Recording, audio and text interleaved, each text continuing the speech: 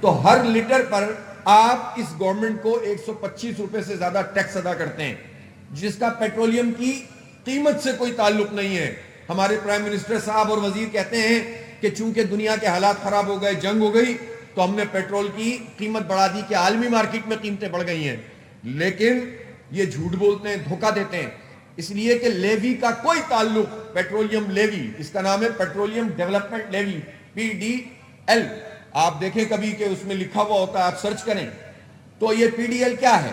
یہ PDL اس لیے لگائی گئی تھی، نوجوانوں تمہیں سمجھنا چاہیے، شعور حاصل ہونا چاہیے کہ یہ اس لیے لگائی گئی تھی لیوی تاکہ پاکستان میں جو ہماری صلاحیت ہے ریفائنریز کی اور اسٹوریج کی وہ بڑھائیں، ہم انہینس کریں۔ اور جب سے یہ لیوی لگی ہوئی ہے آج تک کی تاریخ میں آپ کے خیال میں کتنے پیسے جمع کیے ہوں گے پاکستانی نوجوانوں سے، قوم سے؟ کیا خیال ہے آپ کا؟ کتنے ارب روپے؟ کوئی گیس بتائیں جناب؟ 20 ارب، 200 ارب، 2000 ارب؟ 1 ارب میں کتنے کروڑ ہوتے ہیں؟ 100 کروڑ ہوتے ہیں۔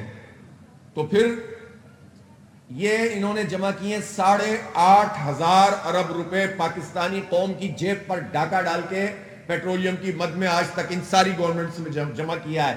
ہر لیٹر پر ہم 150-125 روپے جو ہے وہ ٹیکس ادا کرتے ہیں، غریب لوگ بھی کرتے ہیں۔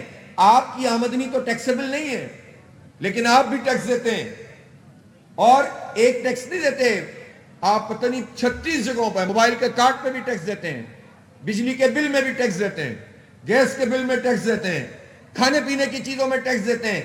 تو جو پاکستان کا ایک بڑا طبقہ، 40% لوگ تو غربت کی لکیر سے نیچے زندگی گزارتے ہیں، یہ طبقہ جس پر ٹیکس لاگو نہیں ہوتا وہ اپنی آمدنیوں کا آدھا گورنمنٹ کو ٹیکس دینے میں لگاتا ہے، اور اس ٹیکس سے جو آمدنی گورنمنٹ کو ہوتی ہے اس میں وہ کام نہیں کرتے جو انہیں کرنا چاہیے۔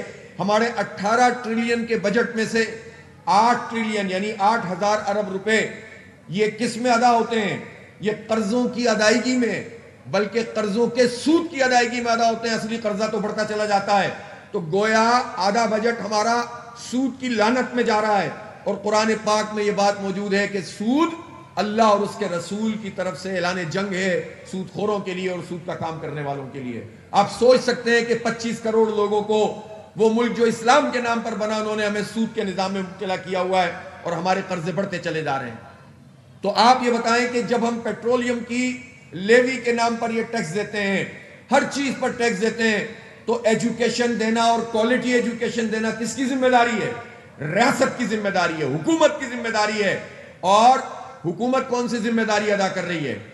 آپ سنیں، یہ پنجاب ہے، اور پنجاب کے نوجوانوں تمہیں یہ بات صرف اس لیے نہیں کہ ہم کسی کو مردہ آباد کہیں اور کسی کو زندہ آباد کہیں، ہم خلاف ہیں اس کے تہمت کے، الزام کے، گالی کے، گولی کی سیاست کے، لیکن شعور یہ ہونا چاہیے کہ اس پنجاب کے بارے میں یہ تاثر دیا جاتا ہے کہ یہاں پر دودھ شہد کی نہریں بہتی ہیں۔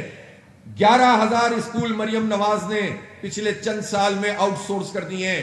جو ذمہ داری پنجاب حکومت کی ہے کہ وہ سرکاری اسکولوں کو اپ گریڈ کرے، وہ ان میں سب کے لیے اچھی تعلیم کے مواقع پیدا کرے، وہ اپنی ذمہ داری ختم کر کے آؤٹ سورس کر رہے ہیں، اور اب 25,000 اسکول آؤٹ سورس کر رہے ہیں، آئندہ 14-15,000 مزید کریں گے، 300 کالجز کر رہے ہیں، یونیورسٹیوں کے در پہ ہیں کہ اس کو بھی ہم آؤٹ سورس کر دیں گے۔ تو بھائی پھر ہم سب پوری 25 کروڑ قوم مل کر اس حکمران طبقے کو کیوں آؤٹ سورس نہیں کر دے؟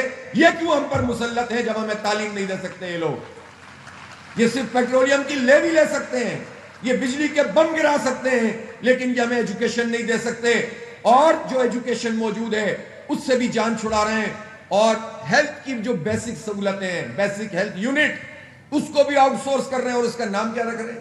لوگوں کو دے کر کہتے ہیں مریم نواز کلینک نام رکھو۔ آپ سوچیں تو صحیح، قوم کے بچے وہ تعلیم سے محروم، اور یہ اپنے 11 ارب روپے کے جہاز خرید رہے ہیں، نئے نئے ہماری CM صاحبہ نے خریدے ہیں۔ تو یہ جو دورہ نظام ہے، جھوٹ کا نظام، دھوکے کا نظام، یہ نہیں چل سکتا زیادہ۔ اس لیے اس شعور کو پروان چڑھائیں کہ ایجوکیشن یہ ہمارا رائٹ ہے، یہ کوئی ایسی خیرات نہیں ہے جو ہمیں حکومت دے اور ہم پر احسان جتائے۔ یہ حکومت کا کام ہے کہ سب کو، غریب ہو، امیر ہو یا مڈل کلاس، سب کو ایک جیسی تعلیم ملنی چاہیے تاکہ ایکول اپرچونٹی ہو. پھر جس میں صلاحیت ہوگی اور جو ذہین ہوگا اور جو محنتی ہوگا وہ آگے بڑھے گا. لیکن مواقع آپ ختم کر دیں اور پھر مقابلہ شروع کریں تو یہ ایسا ہی ہے کہ آپ 200 میٹر کی ریس کریں, کسی کو 0 پہ کھڑا کریں, کسی کو 100 پہ کھڑا کریں اور کسی کو 180 پہ کھڑا کر دیں اور کہیں کہ ریس لڑو اور 200 پہ جو پہلے پہنچ گیا چونکہ وہ 200 پہ پہنچ گیا ہے تو وہ جیت گیا. یہ دھوکہ ہے, یہ جھوٹ ہے, یہ پاکستان کے لوگوں کا استحصال ہے جس کے خلاف ہمیں آواز بلند کرنی ہوگی. نوجوانوں, اگر یہ جنریشن زی شعور کی بنیاد پر آگے نہیں بڑھی اور ڈسپلن جد و جہد نہیں کی تو پھر اس کے نتیجے میں کیا ہوتا ہے؟ پھر کہیں سے بھی کوئی چنگاری آگ پکڑ لیتی ہے, لوگ نکل پڑتے ہیں اور جب ہجوم ہوتا ہے, بے ہنگم ہوتا ہے, ڈسپلن نہیں ہوتا, کسی ایک لیڈرشپ میں نہیں ہوتا تو یہ ہجوم مزید تباہی کا سبب بن جاتا ہے اور جو طاقتور حکمران طبقہ ہوتا ہے اس ہجوم سے وہ نیا فائدہ اٹھا لیتا ہے. اس لیے ہجوم کی نہیں, عوام کی ایک زبردست طاقت بن کر, نوجوانوں کی ایک طاقت بن کر اپنے حق کے لیے اور اپنے اختیار کے لیے جد و جہد کرنی ہے اور اس کے لیے ظلم کے خلاف اس آواز کو بلند کرنا ہے. اس کا آپ مجھ سے وعدہ کرتے ہیں کہ نہیں کرتے ہیں؟ میں اپنی بیٹیوں سے بھی پوچھتا ہوں, اپنے بیٹوں سے بھی پوچھتا ہوں, اس تعلیم میں جو ظلم ہو رہا ہے, یہ جو پیٹرول کی قیمتوں میں ظلم ہو رہا ہے, اس کے خلاف آواز بلند کریں گے کہ نہیں کریں گے؟ انشاءاللہ کریں گے.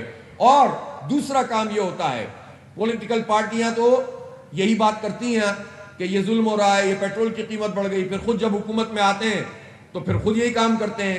لیکن جماعت اسلامی ایک نظریاتی جماعت ہے, ایک ڈسپلن منظم جماعت ہے. جماعت اسلامی ایک ڈیموکریٹک پارٹی ہے.